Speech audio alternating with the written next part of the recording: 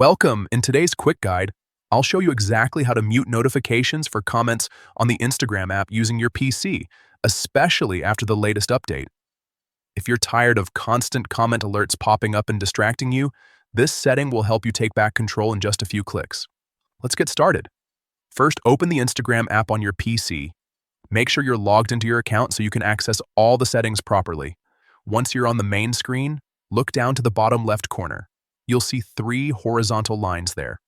Go ahead and click on those lines to open the menu. From that menu, select Settings. This is where Instagram keeps all the controls for your account, including notifications. Now, inside Settings, find and click on Notifications. This section allows you to manage every type of alert Instagram can send you. Next, click on Push Notifications. Here's where you can fine-tune exactly what you want to be notified about and what you'd rather ignore. Scroll until you find the Comment section. This is the setting that controls notifications whenever someone comments on your posts. Under Comments, simply select Off